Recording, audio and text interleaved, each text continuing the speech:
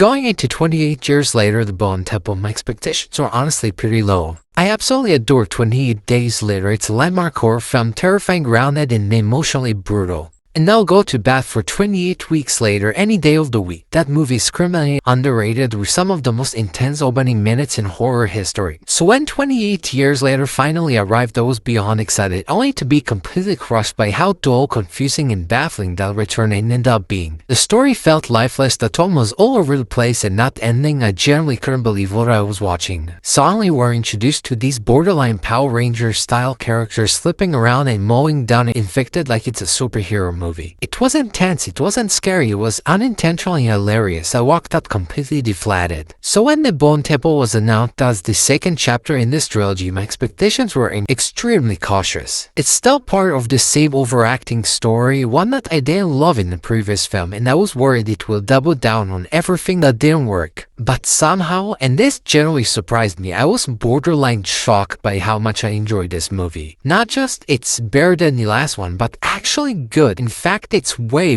better than 28 years later, to the point where it almost feels like it comes from an entirely different creative mindset. Right away, the direction and presentation stand out. One of my biggest issues with the previous film was the decision to shoot large portions of it on iPhones. It looked cheap, flat, and distracting. Here, that problem is completely gone. The cinematography in The Bone Temple is genuinely stunning. The camera work feels intentional, atmospheric, and immersive. Yes, there's still plenty of shaky cam. It's a staple of this franchise, but it's used with purpose rather than as a crutch. It puts you in the chaos without disorienting you, and the visual language of the film actually supports the tension instead of undermining it. Let's talk about the Power Rangers crew from the ending of the last movie, because this is where the film surprised me the most. I hated how those characters were introduced in 28 years later. They felt cartoonish, totally wrong, and completely disconnected from what this franchise represents.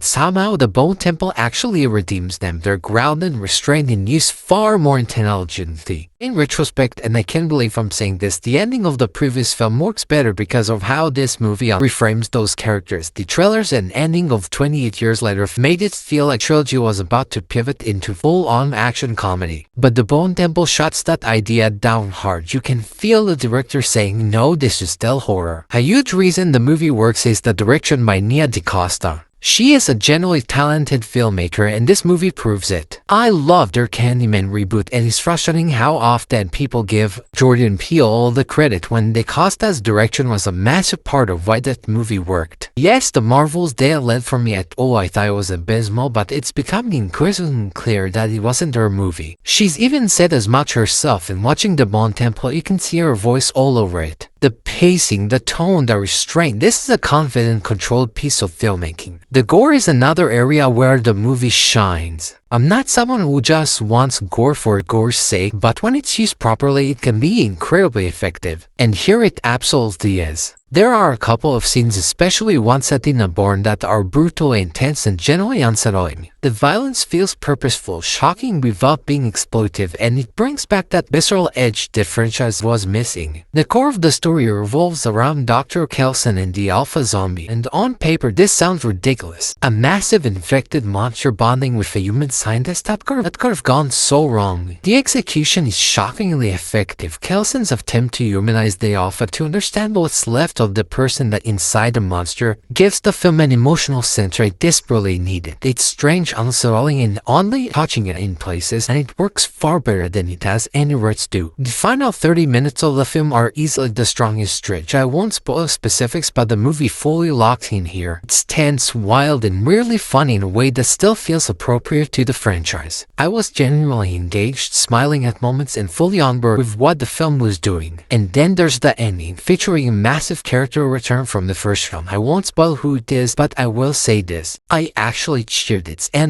well, it feels earned, and it sets up the next installment in a way that finally made me excited for where this trilogy is going. That said, the movie isn't flawless. One of my biggest mixed feelings comes from the needle drops. A few musical choices work really well, but others are weirdly out of place. sense. A few musical choices work really well, but others are really out of place. There are moments of extreme tension or emotional weight where punk track kicks in and completely clashes with what's happening on screen. It's jarring and not in a good way. I also don't like how drastically different this movie feels compared to 28 years later. I understand creative evolution, but this is more than that. The tone, the visuals, the pacing, even the way the infected are treated feels like a soft reboot within the trilogy. Since this is supposedly one continuous story, that disconnect is noticeable and a little strange. My biggest issue though lies with Spike, the protagonist carried over from the previous film. This is where I was genuinely disappointed. It doesn't change at all. It starts the movie scared, passive, and overwhelmed, and he ends it the exact same way. In a story this brutal, this felt like a huge missed opportunity. I wanted growth. I wanted them to harden, to adapt, to become a leader, or at least different, but that arc never comes and it makes his presence feel oddly static. Finally, in this one really stunk. The infected themselves feel sidelined.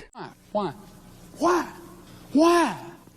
These zombies used to be the most terrifying part of the franchise. Fast, aggressive, relentless. Here, they're often background noise. Characters aren't scared of them anymore, and neither are we. That loss of fear is disappointing, especially for a series built on raw, primal terror. Still, despite those issues, I walk away genuinely impressed. 28 years later, The Bone Temple is a massive step up from its predecessor and honestly one of the stronger entries in the franchise. It restores confidence in this trilogy and proves there's still something worthwhile to explore in this world. Overall, B+, much better than the last film, surprisingly effective and absolutely deserving of the hype.